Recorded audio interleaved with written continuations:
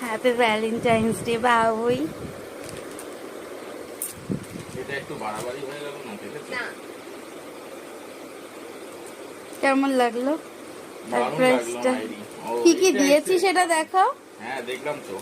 এটা খুব দরকার ছিল, একটা পকেট পারফিউম খুব সুন্দর দরকার ছিল। আর এটা হলো অ্যানিভার্সারি রিটার্ন গিফট, যেটা আমি পেলাম আজকে।